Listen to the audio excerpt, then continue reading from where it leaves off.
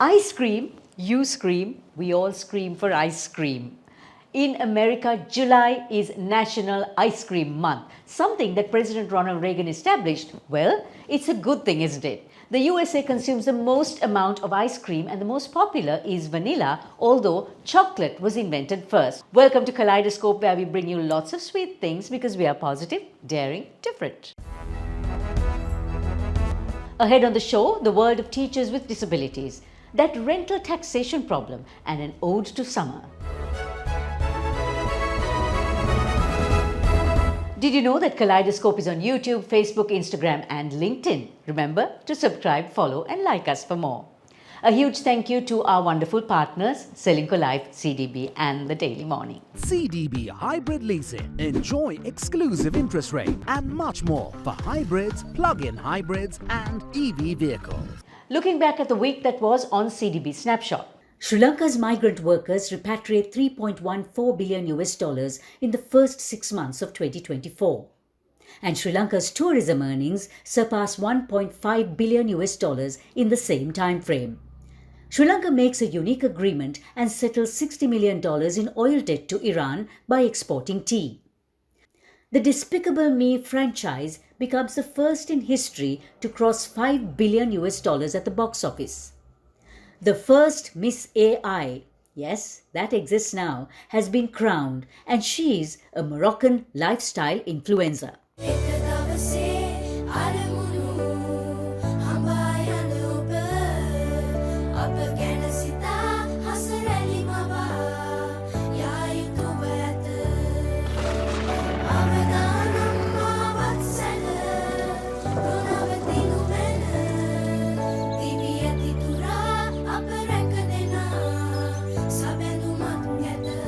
You focus on your goals. We will take care of the risks. Srilanka Life.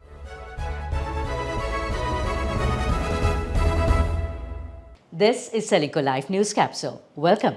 The IMF Executive Board, in its staff level report completed in May, summarized that reform efforts are bearing fruit, but also introduced new tax measures agreed upon after the second review. The imputed rental income tax, or IRET, set to take effect next year, and a removal of tax exemptions on service exporters are two in focus today, with Principal Tax and Regulatory of KPMG Sri Lanka, Suresh Pereira. The second review of the IMF brought with it some new tax measures to be introduced to Sri Lanka. One is the imputed rental tax. What exactly is this? What should citizens know about it?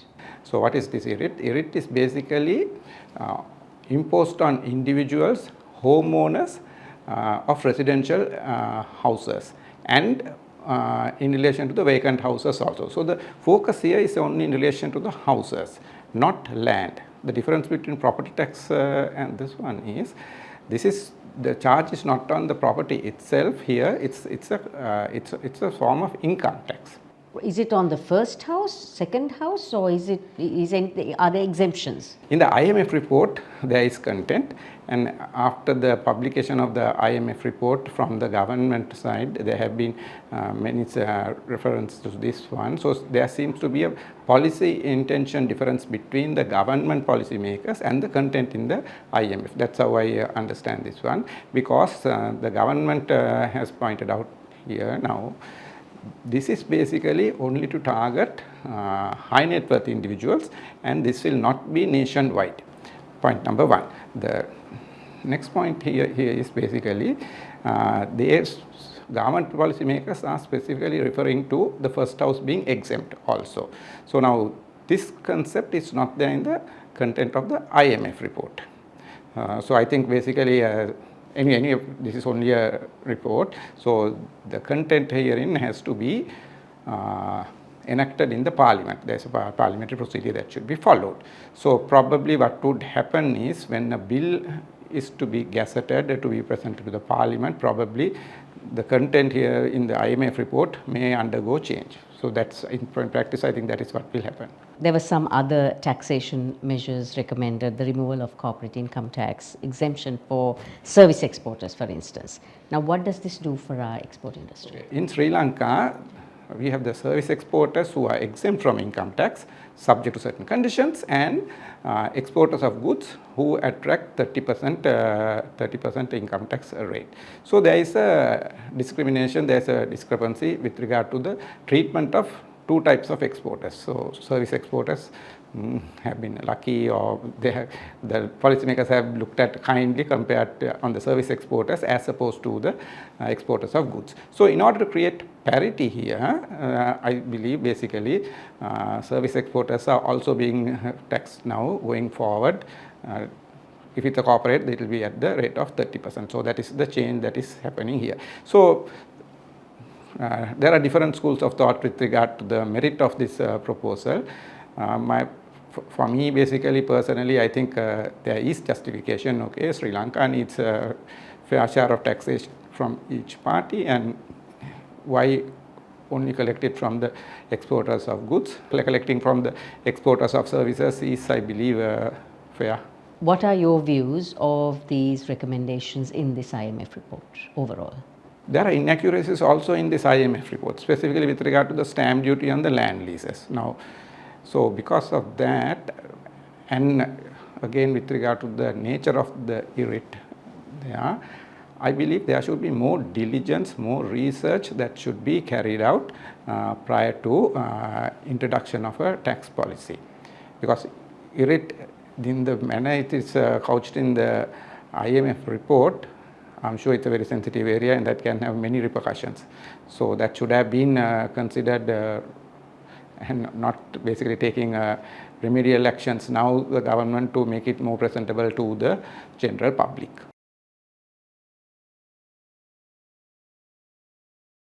Let's take a look at the markets this week now. After falling continuously over the last 2 months, the oil share price index finally moved up slightly, with the average daily turnover moving to over 1 billion rupees. 4 largely unexplored sedimentary basins in India could hold up to 22 billion barrels of oil, and with India being the third largest oil importer, its thirst for oil is growing. Meanwhile, oil prices moved down this week to a 1-month low on weakening demand in China. Gold prices jumped to an all-time record high of $2,468 per ounce as investors bought the safe haven asset after the US Federal Reserve officials announced an interest rate cut in September. Meet the world's oldest tattoo artist. She's Apo Wang Odgoge, and she's 107 years old, and she practices batok, a traditional form of tattooing used by the Philippines' indigenous tribes.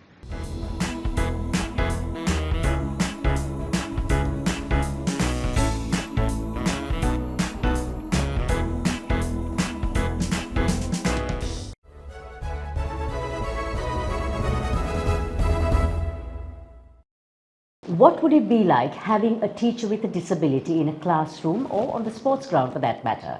Sri Lanka isn't known for its disability inclusive practices for children with disabilities, who are 10.6% of the school-going population. And we can only imagine how difficult it must be for teachers with disabilities then to progress in their career.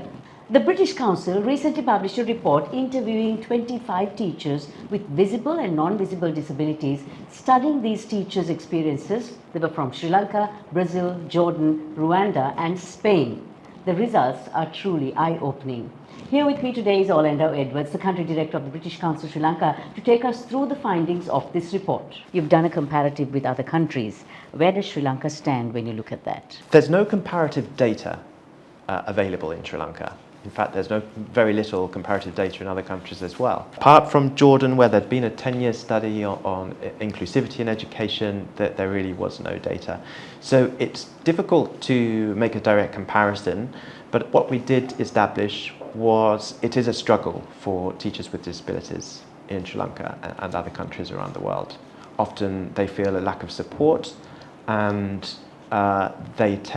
teachers with disabilities tend to be allocated roles to support periphery subjects rather than mainstream, what we might consider mainstream or the more important subjects in the curriculum. So the system isn't all that flexible when it comes to accommodating teachers with disabilities? The challenge really stems from a lack of awareness and a lack of legislation that enforces and supports teachers There's an expression we use in the UK, making reasonable adjustments, and more often than not those adjustments haven't been made or taken into consideration into schools. So for example, there may not be training programs or awareness programs for head teachers or fellow staff members to think about how they can support teachers with disabilities to play a full and active role in their schools. And that might be training around use of technology as teaching methodologies change, and the use of ICT, for example. It could be around the use of Braille or materials and tools in Braille for people with visual impairments. How does a school get a student body ready for a teacher with a disability? Not just a student body, but also the parents. Training, as I said earlier, is critical. So preparing fellow teachers, head teachers, even parents for this, and making that training mandatory. Policies have been more inclusive, whether that's accessibility or grants to arts organisations that support raising awareness, making training mandatory, are the first building blocks to embed more open-minded attitudes and supportive policies towards teachers with disabilities in schools. Subject-wise, are there any subjects that teachers with disabilities may not be able to teach? There's nothing clear that comes out of that in the research report. It's all about creating an enabling environment. So if you enable teachers with disabilities to study for a qualification to teach a subject, then they can teach that subject. There shouldn't be barriers in that respect. What do teachers with disabilities bring to the table? They bring a fresh approach. They bring a diversity that enriches society, that enriches the classroom and makes for a more interesting and often creative learning environment.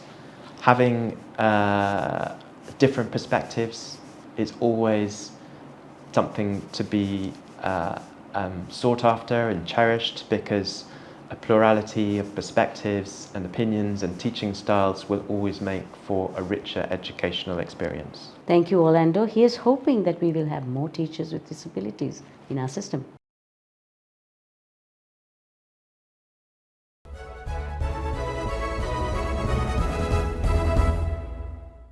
It was truly a love letter to summer when Indian designer Anavila unveiled her Ethe collection at the Riddhi flagship store recently.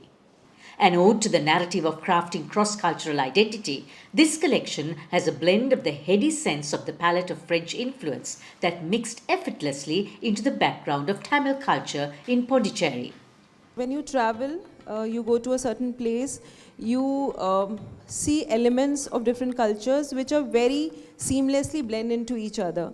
And that is very, very strong when you go to Pondicherry. Anavila captures the infinity of the ethno-European cultural space with 3 Sri Lankan muses, all of whom have mixed identities to showcase the blend of tradition and modern day in the everyday woman. There are a lot of hidden details which you will slowly discover in a sari or a jacket or a garment, which be it the way the label has been done, or the way certain text has been written, or the lace, or I feel that you discover something new every time you wear that garment. When we see the needlework, which is either applique or sujni or those kind of crafts, they are, because they could be done from home, so a lot of women practice that craft. And when you see the evolution of that craft, you will see a lot of folklore, a lot of stories from everyday life kind of seep in.